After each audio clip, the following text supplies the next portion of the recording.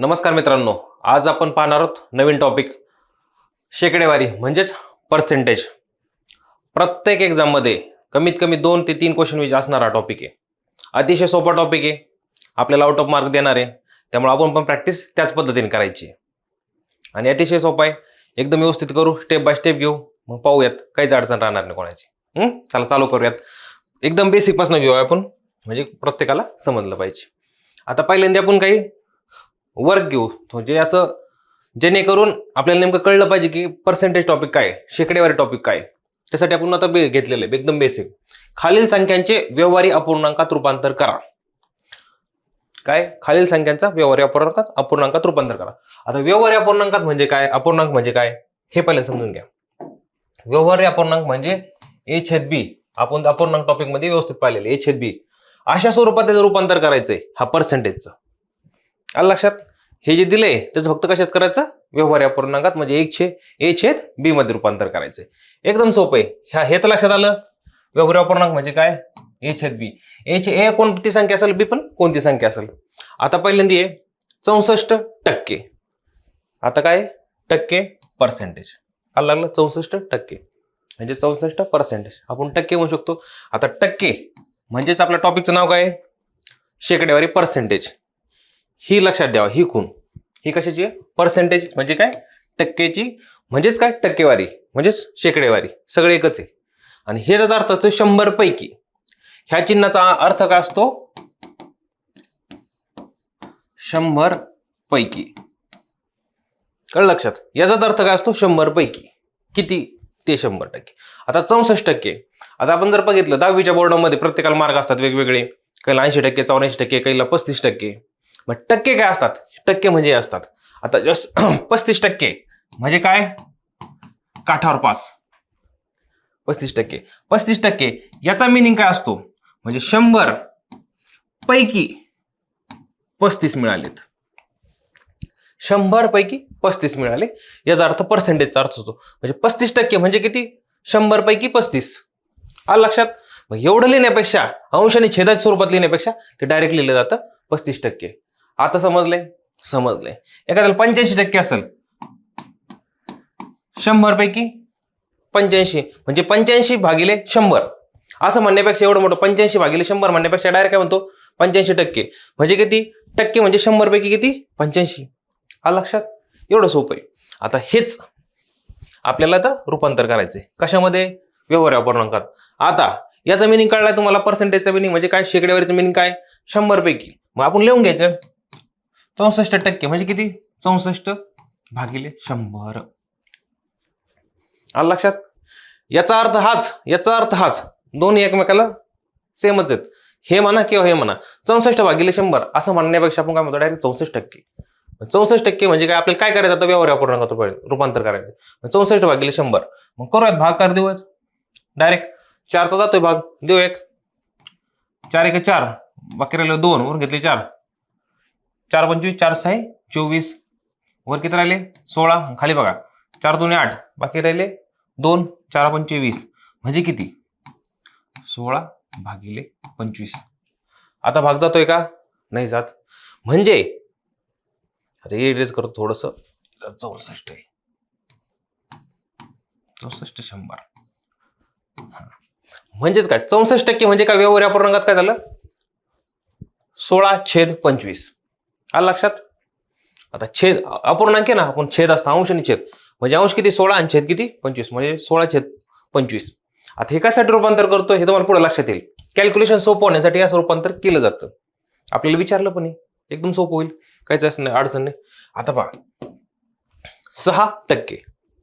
6% म्हणजे काय, 6/100 देऊ, 2चा भाग देऊ, 2×6, 2×5 10, 0/0 म्हणजेच किती, 350.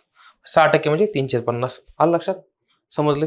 आता पुढचं 0.3% म्हणजे काय, 0.3 भागिले 100. आलं लक्षात? आता बरोबर, ह्या अंशांच्या येतात. आता आपण काय करायचं, आपल्याला व्यवहारी अपूर्णांकात करायचंय. हा दशांश अपूर्णांक आहे. व्यवहारी अपूर्णांकामध्ये वर संख्या खाली संख्या असली पाहिजे, हा अपूर्णांकामध्ये येते. आपण काय करू, पॉईंट दशांश घर फक्त इकडे घेऊ. इथे किती घेतले, 3. एक दशांश जर उजवीकडे घेतलं मग छेदाकडे फक्त काय करायचं, एक शून्य वाढवायचा. मग किती 100 तर ऑलरेडी आहे, एक घरे उजवीकडे घेतलं म्हणजे फक्त शून्य वाढवला म्हणजे 3/1000. हा लक्षात. आता आपण व्यवहारी अपूर्णांकात तिन्हीचं रूपांतर केलंय. मग काय होतंय, 64% म्हणजे किती होते, 64/100 म्हणजे किती 16/25. 6% म्हणजे 6/100 म्हणजे किती 3/50. 0.3% म्हणजे किती असं असं. आलं लक्षात. आता व्यवहारी अपूर्णांकात आपण कसं रूपांतर केलं तुम्हाला लक्षात आलेलंच आहे. आता काय काय अशा गोष्टी आहेत त्या आपल्या ॲज इट इज पाठ पाहिजेत, म्हणजे जेणेकरून आपल्याला कॅल्क्युलेशन पुढे सोपं जाणार आहे. त्या गोष्टी मी तुम्हाला आता सांगतोय कसं आहे. एक गोष्ट लक्षात ठेवा, अपूर्णांकामध्ये 100% म्हणजे काय असतं, 100/100 बरोबर ना, म्हणजे किती 1. आता 50% म्हणजे किती 50/100 बरोबर किती 1/2. 25% म्हणजे किती 25/100 म्हणजे किती 25 चौक 100 1/4. आलं लक्षात. समजलंय का. म्हणजे इकडे अर्धी जर गेली, इकडे छेद 1 असतो, याची अर्धी झाली किंमत 2, इथं छेद 2 आहे. 50च्या अर्धी किती 25, छेद 2 आहे, इकडे किती झालं दुप्पट झालं 4 झाला. आता एक सांगा तुमच्यासाठी 12.5% म्हणजे किती न पाहता किती 1/8, कारण की याचे अर्धे ना, म्हणजे 4 ते दुप्पट 8. आता हे 100% म्हणजे 50% म्हणजे 1/2, 25% म्हणजे 1/4 आणि 12.5% म्हणजे 1/8. हे तुमच्या पाठच पाहिजे. आता पहा 25% असं जर विचारलं, 25% म्हणजेच काय 1/4. आलं लक्षात. म्हणजे 32चा 25% म्हणजे आपण काय म्हणणार मग, 32चा 25% किती. आता पुढे उदाहरण नाही राहत आपल्याला, मग 32 गुणिले 1/4 करायचं, कॅल्क्युलेशन लगेच येतं. म्हणजे 32/4 मग किती येते 8 येते. हे तुम्हाला नंतर समजेल. आता मी जे तोंडी कॅल्क्युलेशन सांगितले हे तुम्हाला नंतर समजेल, पण हे तुमच्या ह्या लक्षात पाहिजे. जर 25% 1/4 आहे, 12.5% 1/8 आहे, ह्या गोष्टी अशा लक्षात पाहिजे. आलं लक्षात. चला, ते एक्स्ट्रा मधले सांगितले ते आता सांगितले, पण हळूहळू पुढे गेलं तुम्हाला समजून येईल. आलं लक्षात, हे लक्षात आलंय. चला आता पुढचं पोयात. आता दशांश अपूर्णांकात रूपांतर करा. पहिला आता व्यवहारी अपूर्णांक, हा दुसरा आहे दशांश अपूर्णांक. दशांश अपूर्णांक म्हणजे काय, पॉइंट डॉट काय असेल ते. लक्षात. आता 46% म्हणजे 46%, म्हणजे 46/100. आता जर दशांश अपूर्णांकात रूपांतर करायचं असलं, छेदामध्ये जर 2 शून्य त्याचा अर्थ अंशातले काय करायचे, 2 घडं उजवीकडे द्यायचे, पॉईंट द्यायचा. मग इथलं घेतं बघा, इथं बघा, इथं 46 जसे लिहिले जाणार, काय अडचण नाही. इथं 2 शून्य उजवीकडून डावीकडे घर जाणार, हे पहिलं घर दुसरं घर, इथं पॉईंट म्हणजे 0.46. म्हणजेच काय 46%चा अर्थ 0.46 असा पण येतोय. आलं लक्षात. समजले. कारण की आपण कसेच करतोय, दशांश अपूर्णांकात रूपांतर करतोय. आता नंतर 8%, 8/100. आता हा जो अपूर्णांक आहे मी पहिल्यांदा केलंय, हे कोणतं व्यवहारी अपूर्णांक आहे, पण आपल्याला कोणतं पाहिजे दशांश अपूर्णांकामध्ये. मग जर 8 लिहायचे सुरुवातीला आणि 2 घर फक्त उजवीकडे, हे पहिलं घर म्हणजे 2 घर डावीकडं, हे पहिलं घर हे दुसरं घर, पॉईंट इथं द्यायचा म्हणजे 0.08. जमलंय. जमलंय. आता तिसरं 0.7 0.7/100. आता जर घेतलं तर पहिले 0.7 असं लिहायचा. आता पहिल्यांदी 0.7 काढून घेऊ. आता बघा फक्त 7 लिहू, इथं पॉईंट आहे. आता फक्त 2 शून्य ना, हे ऑलरेडी आहे इथं पॉईंटचे, तर परत 2 शून्य इकडे घर इकडे जायचं, डावीकडे जायचं. हे पहिलं घर हे दुसरं घर इथं म्हणजे 0.007 नॉट 7. समजलंय का. समजलंय. काहीच विषय नाही.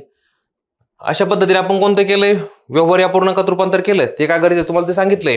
आता दुसरं दशांश अपूर्णांकात पण रूपांतर केलंय, ते पण कसं आहे करायचं ते तुम्हाला सांगितलंय. आता पहा, आता सगळ्यात आपला मेन टॉपिक चालू झालाय. पहिले ते 2 होते व्यवहारी अपूर्णांक दशांश अपूर्णांक हे कॅल्क्युलेशनसाठी.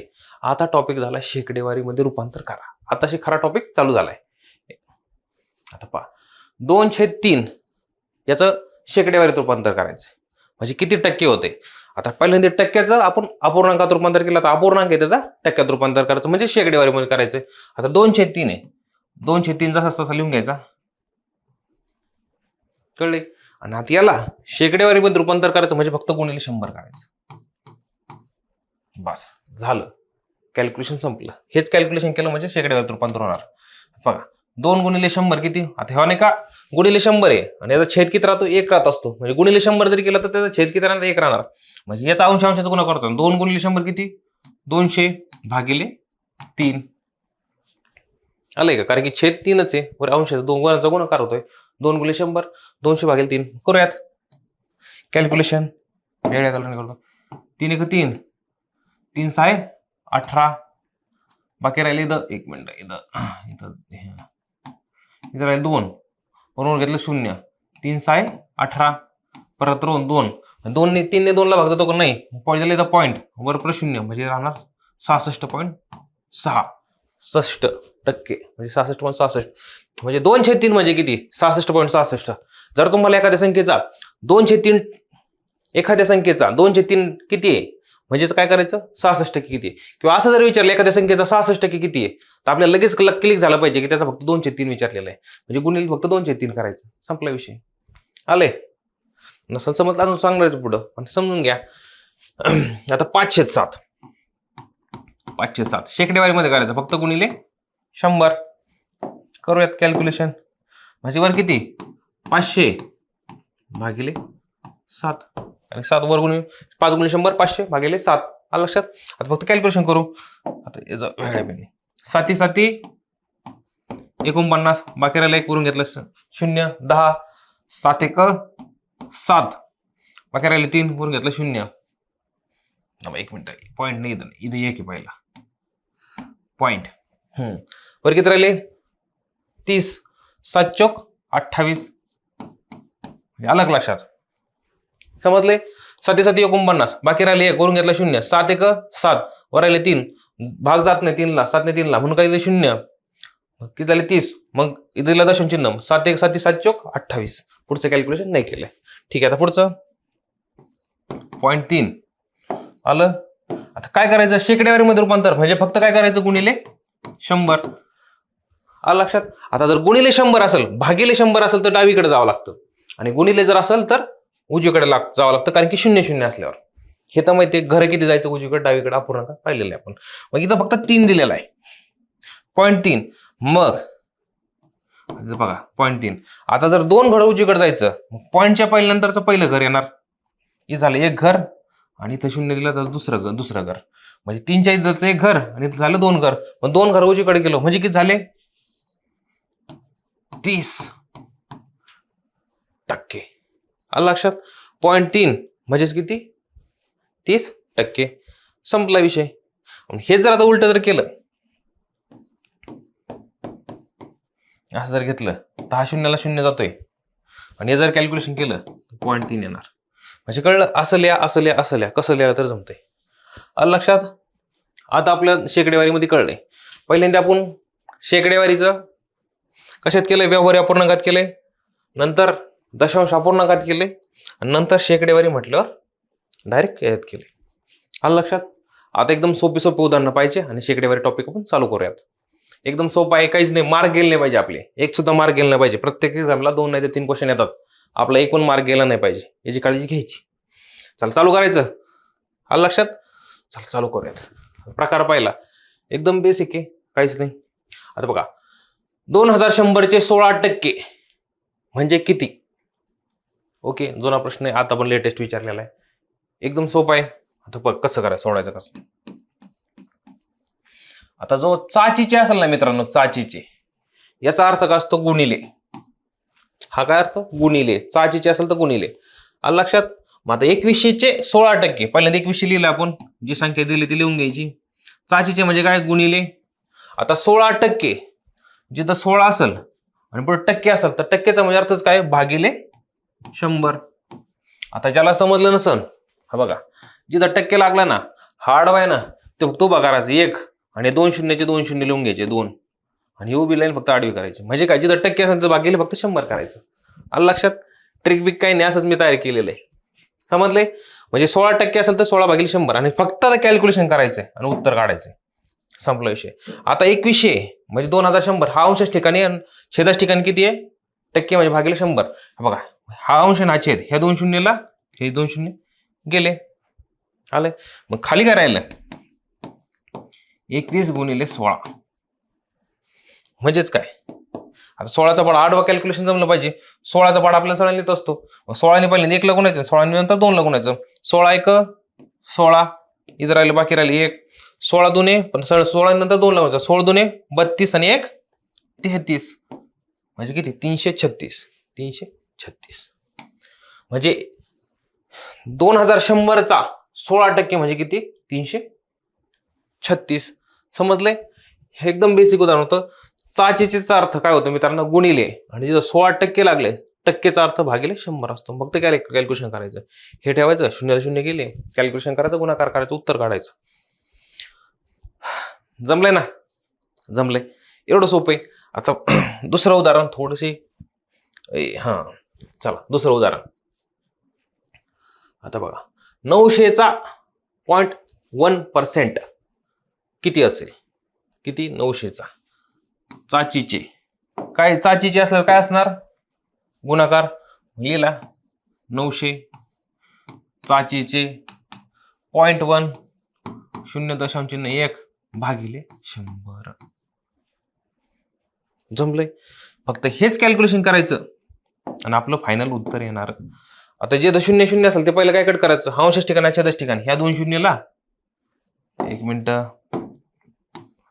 इरेज झालं, ते इरेज.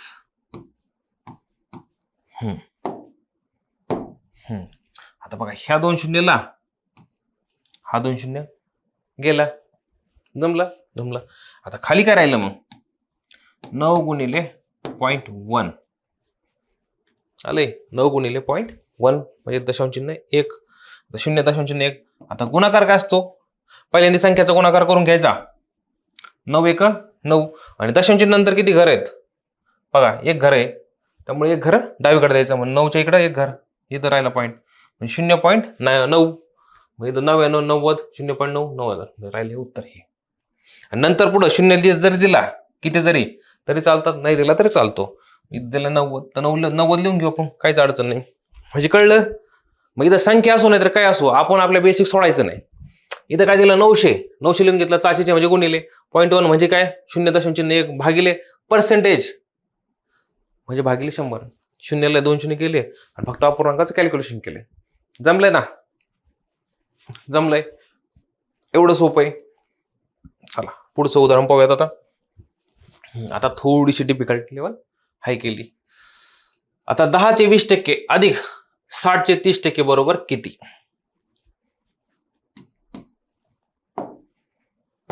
काय? 10चे 20% लिहायचं. 10 चाचीचे गुणिले 20% म्हणजे किती भागिले 100. इथपर्यंत लिहून घेतलंय आपण. आता इथं काय? अधिक अधिक शब्दाचं फक्त याच्यात रूपांतर कॅल्क्युलेशन मध्ये. 60चे 30% इथं 60 चाचीचे गुणिले 30%. 30 टक्के म्हणजे काय भागिले 100. आता फक्त कॅल्क्युलेशन 0 0 फक्त कट करायचे, उत्तर काढायचं. आता बघा, 10 गुणिले 20 भागिले 100 असा अर्थ निघतोय. मग हे बघा, ह्या 0ला हा 0 गेला, इरे झाला गेला. ह्या 0ला हा 0 गेला. बरं ठीक आहे, अजून पुढचं कॅल्क्युलेशन करून नंतर 0 करू. बघा, ह्या 0ला हा 0 गेला, हा 0ला हा 0 गेला, सगळे 0 कट झाले. आता राहिले काय फक्त इथं काय 1 गुणिले 2. 1 गुणिले 2 म्हणजे बे 1 बे 2 1 2. इथं काय राहिलं? अधिक. इथं काय राहिले? 6 गुणिले 3. मग 6 गुणिले 3 काय? 6 18. बरोबर बरोबर. मग 2 अधिक 18 किती? 20. हाय का 20? आहे ना. म्हणजे उत्तर आलं हे.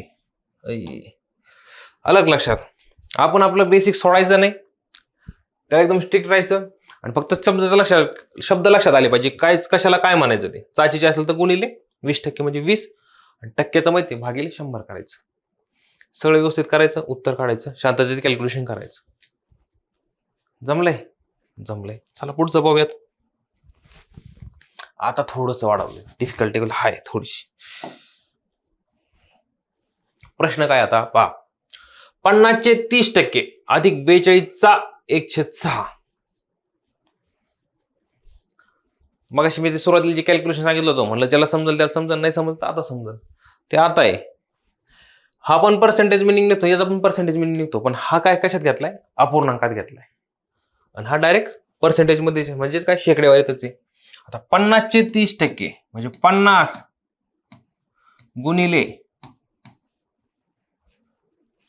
30% म्हणजे किती? 30 भागिले 100. इथं काय अधिक लिहून घेतला अधिक. आता पुढं काय 42चा 1/6 42 लिहून घेतलंय. आता चाचीचे म्हणजे काय? गुणाकाराचे, सोडायचं नाही, विसरायचं नाही. आणि पुढे 1/6 बस एवढंच. चा 1/6 म्हणजे आता चा 30% म्हणजे काय? 30 भागिले 100 आणि 1/6 म्हणजे काय? 1/6. त्याला काय कॅल्क्युलेशन करायची गरज नाही, विचार लावायची गरज नाही, डोकं लावायची गरज नाही, फक्त आता कट करायचं, उत्तर काढायचं. हा शून्यला हा शून्य गेला, हा शून्यला हा शून्य गेला, गेले. आता बघा वर अंशाच्या ठिकाणी 42 आणि खाली छेदाच्या ठिकाणी 6 आहे.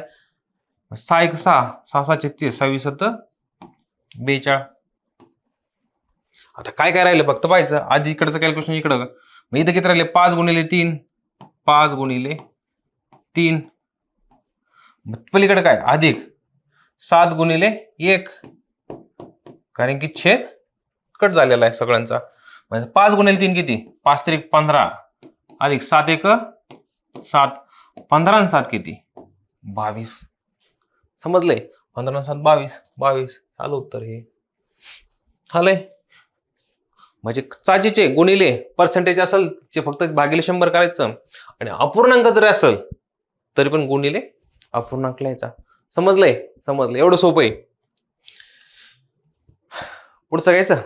चला पुढचं घेऊयात. आता थोडस आणखी हाय.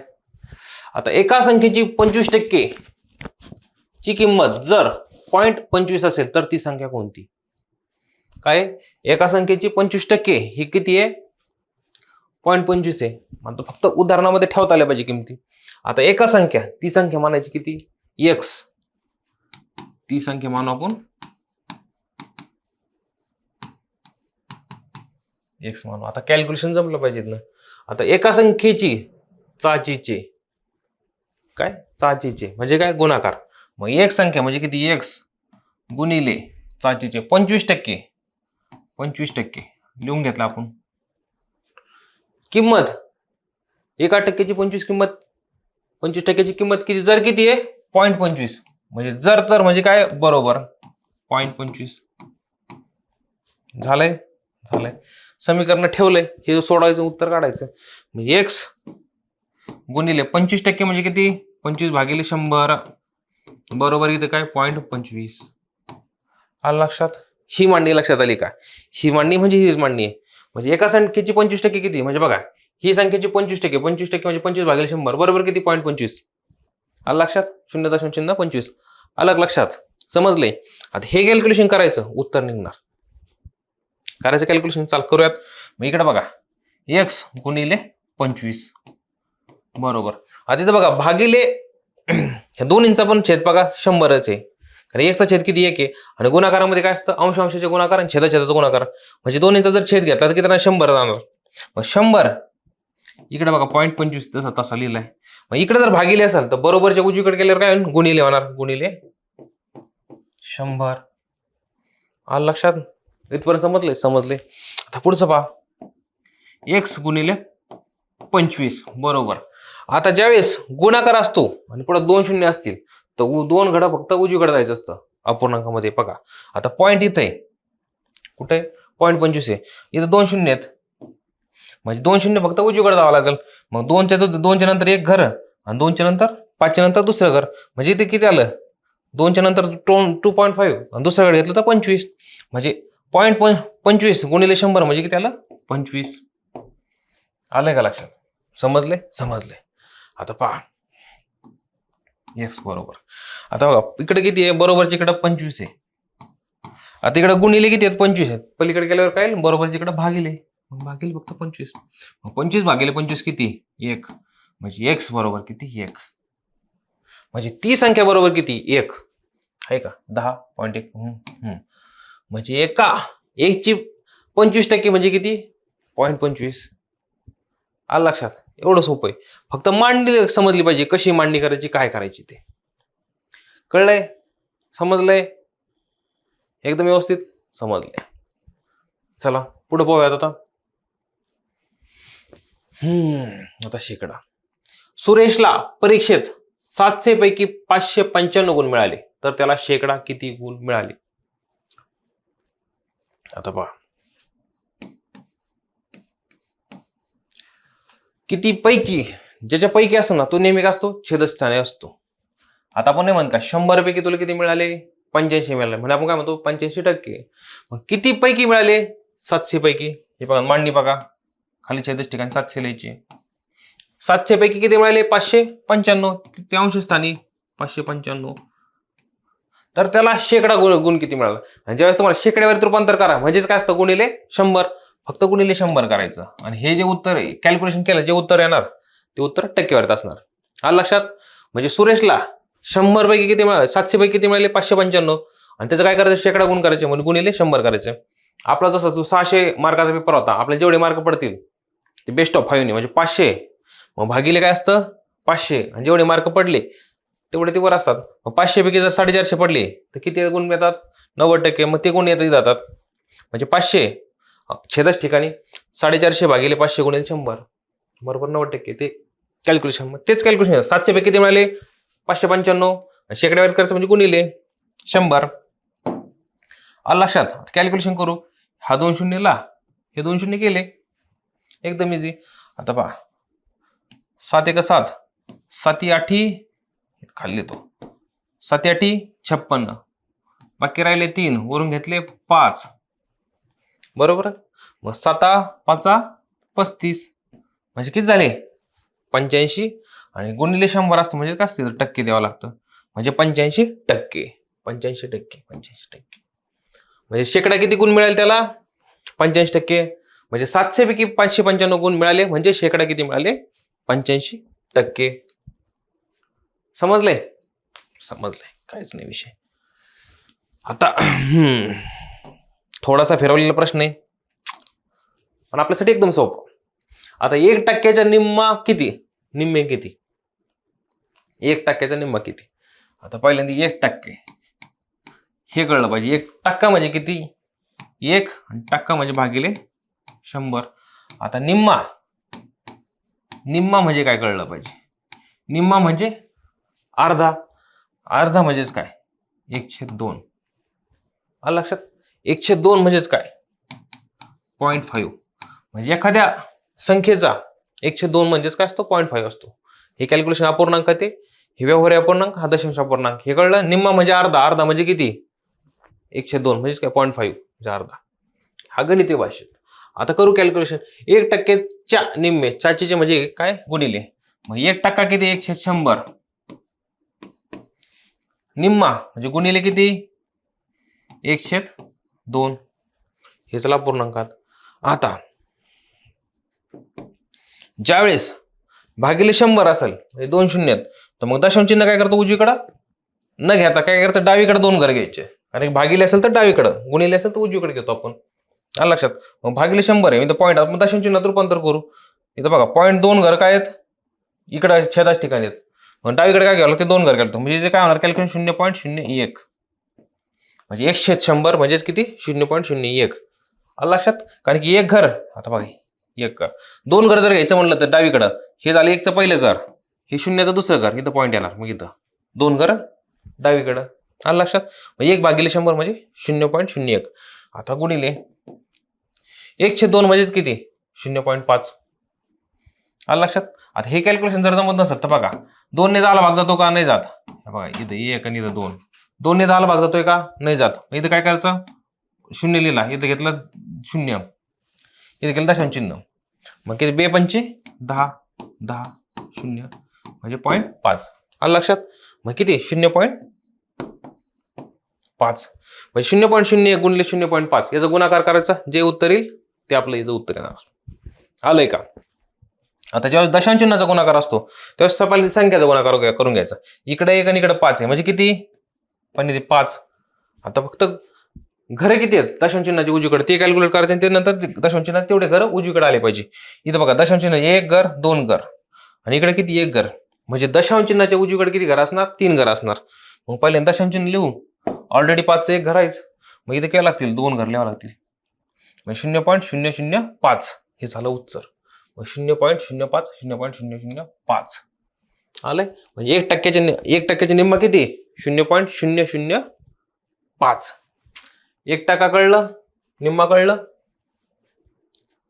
हा जमलंय कायच विषय नाही. घ्यायचं पुढचं, चला घेऊयात पुढचा.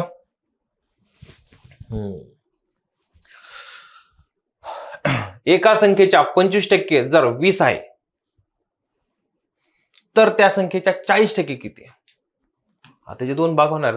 एका संख्येच्या 25% जर 20 आहे म्हणजे पहिल्यांदा आपल्याला काय करावं लागेल, ती संख्या कोणती आहे तिच्या 25% 20 आहे ती काढावं लागेल आणि नंतर त्या संख्येचा आपल्याला 40% काढावं लागणार आहे. म्हणजे किती आहेत, एका प्रॉब्लेम मध्ये 2 प्रॉब्लेम आहेत आणि फिरवलेला प्रॉब्लेम आहे. कारण एका प्रॉब्लेम मध्ये 2 प्रॉब्लेम फिरवलेला, एकदम सिंपल. पण दिसत जरी सरळ असलं. मग आता काय करायचे, पहिला आपण काय, एका संख्येची चाचीच्या 25% किती आहे जर 20 आहे, मग आपल्याला ते माहिती आहे कसं करायचं. एक संख्या मानायची x, 25% म्हणजे किती 25/100 किती आहे जर 20 आहे, किती 20. हे झालं आपलं कॅल्क्युलेशन, समीकरणाची मांडणी. ते एक ची किंमत काढायची आणि त्याचे 40% काढायचे, ते उत्तर येणार आहे. कळलं. पहिलं आपण जसं समीकरण दिलं होतं, एका संख्येची 25%, एक संख्या x तिचं 25%, 25/100 किती आहे 20, बरोबर 20. करू कॅल्क्युलेशन. 25 एका 25, 25 चोक 100. तुम्हाला आधीच सांगितलं होतं 25% म्हणजे काय 1/4 लिहिलं तरी जमतं. ज्याला स्पीडनी कॅल्क्युलेशन करायचंय तो काय करणार, डायरेक्ट 1/4 बरोबर 20. अलग लक्षात. इकडे भागिले 20 आहे, तिकडे गेल्यावर का गुणिले, म्हणजे 20 गुणिले 4 किती 80. स्पीडनी कॅल्क्युलेशन करणार. ज्याला 25% म्हणजे किती 1/4 आहे माहिती आहे. तेव्हा त्यासाठी तुम्हाला सांगितलं होतं की 25% म्हणजे किती 1/4, हे पण लक्षात ठेवा. आता 1/4 इकडे काय राहिले x गुणिले 1/4 बरोबर 20. आलं लक्षात. आता इथं भागिले 4 आहे, कारण की x गुणिले 1 म्हणजे काय x/4, याचं काय येतं 1/4 बरोबर 20. आता इथं भागिले, इकडे गेल्यावर गुणिले होईल, म्हणजे x बरोबर काय 20 गुणिले 4 म्हणजे 20 चोक किती 80, म्हणजे x बरोबर किती 80. म्हणजे ती संख्या किती आहे 80. पण आपल्याला विचारलं ती संख्या, आपल्याला नाही विचारली. आपल्याला काय विचारलं, त्या संख्येच्या 40% किती. मग ती संख्या किती आली 80 आली. आली की नाही 80. मग त्या संख्येचा 40% म्हणजे काय 80चा 40%, याचं आपल्याला उत्तर विचारलेलं आहे. मग 80चा 40% म्हणजे काय, 80 गुणिले 40% म्हणजे काय भागिले 100. फक्त कॅल्क्युलेशन करायचं, उत्तर काढायचं. बघा, ह्या शून्याला हा शून्य गेला, ह्या शून्याला हा शून्य गेला. मग वर किती राहिलं फक्त 8 गुणिले 4, मग 8 चोक किती 32. हे चालू उत्तर 32 कुठे आहे. आलं लक्षात. म्हणजे 2 टप्प्यात करायचं होतं. एका संख्येच्या 25% 20 आहे, हे केलं, ती संख्या 80, त्या संख्येचे 40% 32. जमलंय का, जमलंय. चला पुढचा प्रॉब्लेम पाहूयात. आता 1600चे 60% ह्या शच्या 80% काय, तर शची किंमत किती, आणखी फिरवलाय.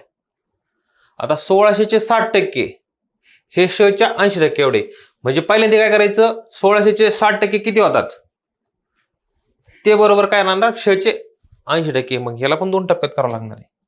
मग ते टप्पे थोडेसे वेगळे असणार आहे. आता पहिल्यांदा 1600चे 60% याचं उत्तर काढायचं. ते काढू. 1600 चे किती 60% काढू. 60% म्हणजेच काय 60/100 किती येतात ते काढू. करूयात. पुढे गेले काय, मग हे शून्याला हा शून्य गेला, हा शून्याला हा शून्य गेला, म्हणजे काय राहिलं 160 गुणिले 6. मग किती 6 0 0 6 6 36, 6 ला 36चा 6 लिहिला, आलं का 6 1 6 आणि 3 9, म्हणजे 960. काय 960 कशाचं, 1600चे 60% किती 960.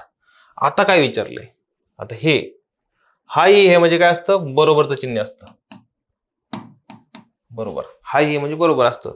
मग शच्या 80% काय, हे जी किंमत आहे 1600 60% हा शच्या 80%. मग शच्या 80% म्हणजे कसं, श गुणिले 80% म्हणजे काय, 80/100. हे किती आहेत, 1600चे 60%. मग 1600चे 60% किती आहेत, 960. ही किंमत आपण काढलेलीच आहे. मग ही किंमत फक्त अशी ठेवायची, उत्तर काढायचं. जमलंय का, कळलंय का कसं केलंय कॅल्क्युलेशन ते. पहिल्यांदा 1600चे 60%चे उत्तर काढलं. हे किती आहे, हाय म्हणजे बरोबर असतं, बरोबर चिन्ह असतं. मग शच्या 80%, मग शच्या 80% बरोबर ही किंमत काढलेली. आता समजलंय. आता फक्त कॅल्क्युलेशन करूयात. हा शून्यला हा शून्य गेला. आता हा तिकडे गेल्यावर गुणिले त्याने शून्य ऍड होतो, त्यामुळे लगेच घाई करायची नाही. लगेच 2चा भाग करून ते करून, कारण की शून्य जर लिहिला तर कॅल्क्युलेशन सोपं होतं. मी इथं पाहता क्ष गुणिले 8 बरोबर किती आहे, 960 गुणिले 10. तिकडे काय होईल, इकडे भागिले व बरोबरच्या उजवीकडे गेला काय, गुणिले 10 बरोबर. गुणिले 10 म्हणजे काय असतं, फक्त एक शून्य वाढवायचा असतो. आपण फक्त एक शून्य वाढवून देऊ, बरोबर. आता क्ष बरोबर 9600/8 आणि हेच उत्तर काढलं म्हणजे शची किंमत देणार. करूयात बघा. 8 1 8, बाकी राहिला 1 वरून घेतलं 6, 8 2 16 आणि वर 2 शून्य 2 शून्य येतं, म्हणजे किती 1200. क्ष बरोबर किती 1200. क्ष बरोबर 1200. समजले, समजलं ना. एवढं सोपं. पहिल्यांदा हे काढलं, हा हे बरोबर ठेवलं, क्षचं हे एवढं 16% उत्तर काढलं. जमले, जमले. आता बघा.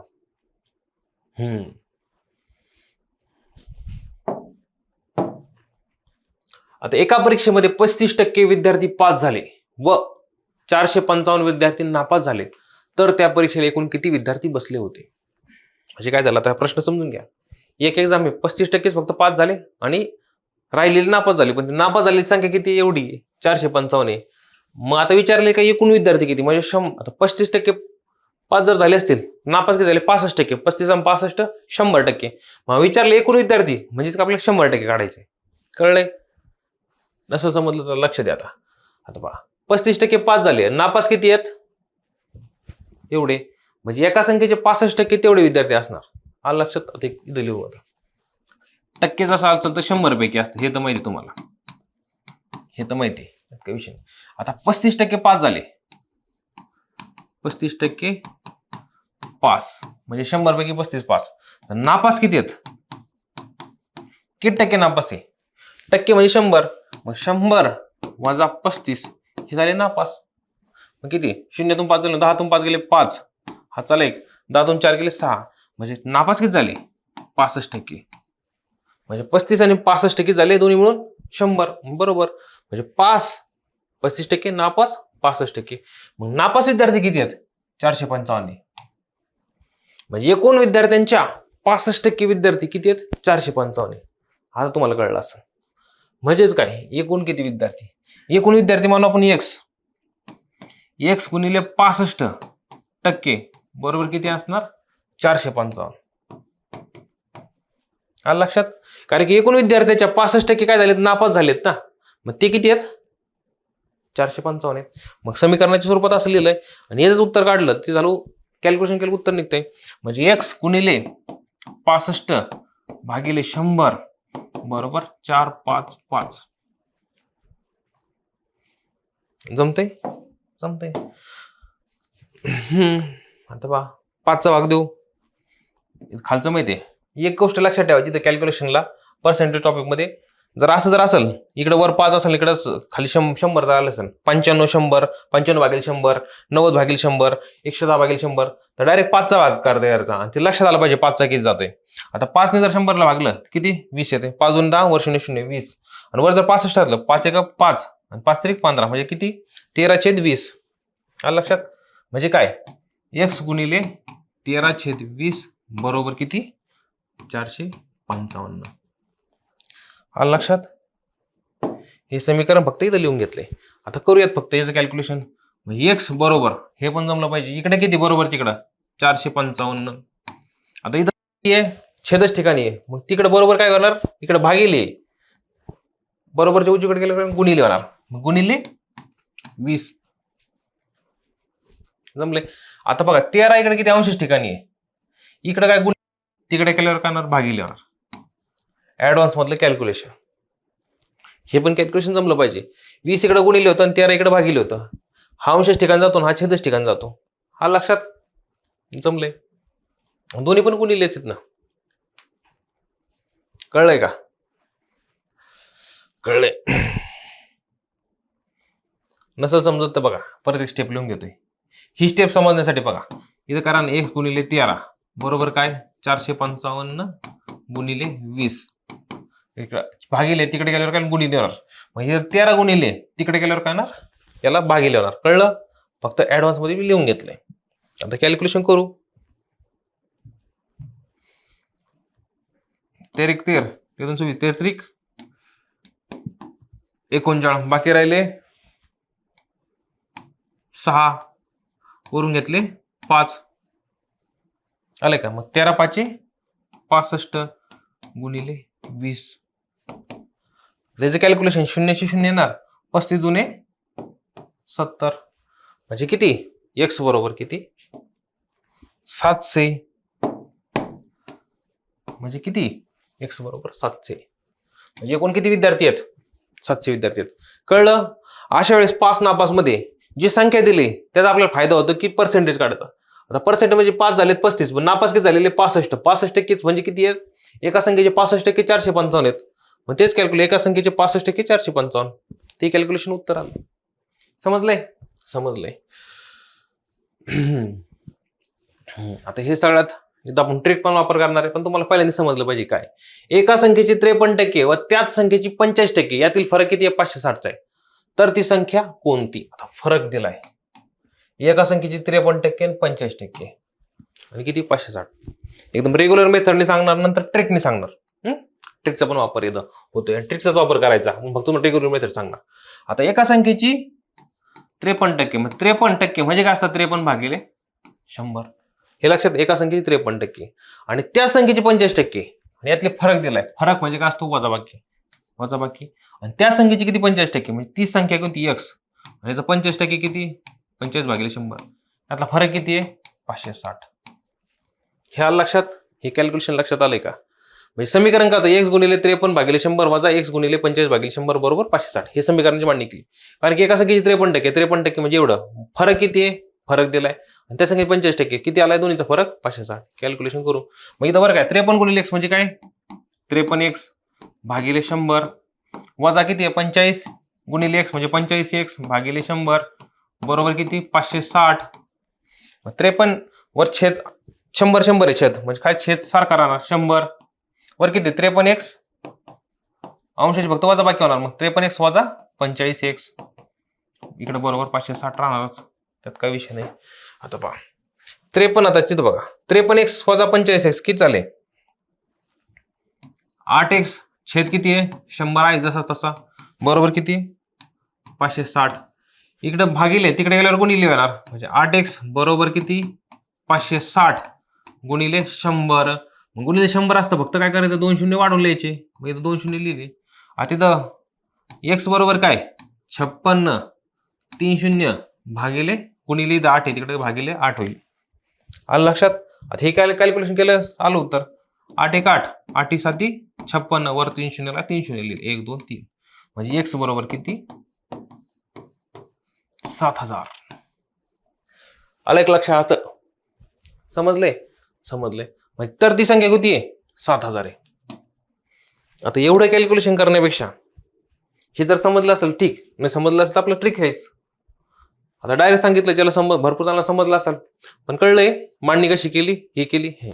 आता फक्त 5 सेकंदात उत्तर कसं काढायचं प्रश्न वाचून झाल्यानंतर ते पहा. आता इरेज करतो मी.